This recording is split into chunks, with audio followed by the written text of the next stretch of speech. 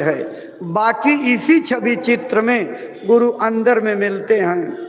जो अंदर में गुरु से मिलता है वही सच्चा गुरु की पूजा का स्वरूप है।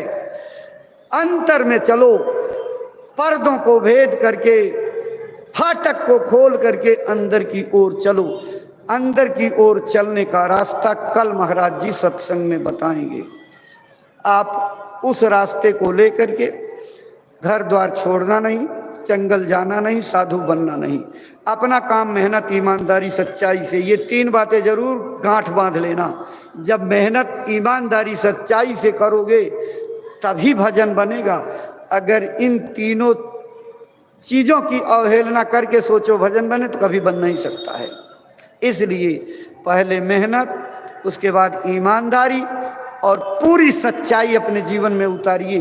फिर देखिए कैसे द्रुत गति से आपके भजन में गुरु की दया कृपा होती है।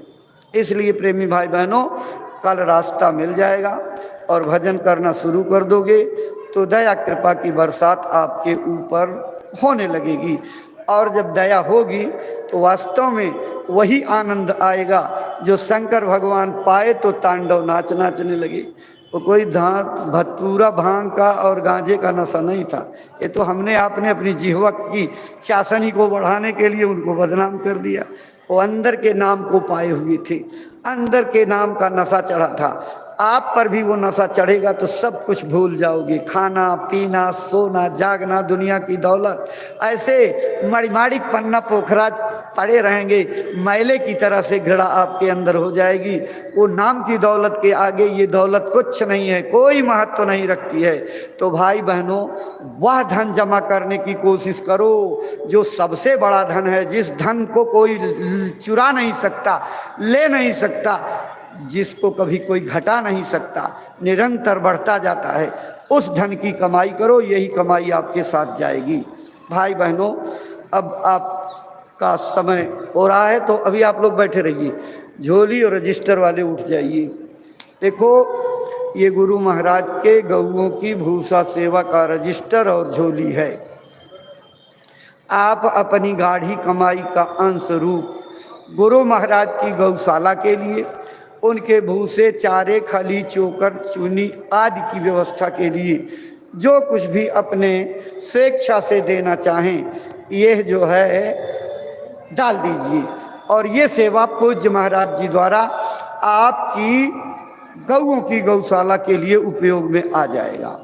जब तक शरीर है तब तक आपसे हाथ जोड़ करके प्रार्थना की जाती है कि कुछ न कुछ देते रहो, कुछ न कुछ दे करके बदले में दया देते रहो। जिस दिन शरीर नहीं रहेगा कोई हाथ जोड़ करके आपसे नहीं कहेगा। इसलिए स्वामी जब लग देह है, देह देह और देह खेह हो जाएगी तो कौन कहेगा देह। जब तक जीवात्मा आपके शरीर में जलवा गर है, उसका जलवा फैला हुआ है, तब तक आपसे बार बार प्रार्थना की जाएगी कि सेवा दो, सेवा दो, सेवा निकालो।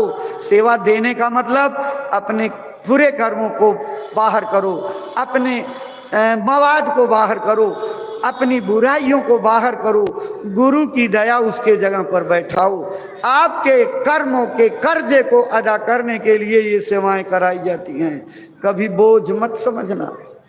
मैं जो खबरें पा रहा हूँ, जिलों में सत्संगियों के सिर पर सेवा बोझ लगने लगी है। ये भार अपने ऊपर मत लादना। सेवा हौल दिली से की जाती है, उत्साह से की जाती है, सेवा समर्पण भाव से की जाती है, सेवा बिना किसी प्रशंसा के गीत की इच्छा के की जाती है। कोई हमारी सेवा का गाना गाए, मान सम्मान मिले, इस भावना से नहीं तो सेवा का महत्व तो ही खत्म हो जाएगा। चुपके से सेवा की जाती है, गोपनीय सेवा की जाती है। जितना चुपके से करोगे उतने चुपके से दया मिलेगी, और जितने डंका बजा करके करोगे उतने डंका बजा करके आपको दया मिलेगी। तो लोग जान जाएंगे, दया को लूट ले जाएंगे। इसलिए जब तक शरीर है, जब भी कोई प्रेमी सेवा के लिए आपके पास जाए, उल्टे मुंह मत लौटाना। वो अपने लिए मांगने नहीं गया है, उसको मालिक ने बहुत दिया है।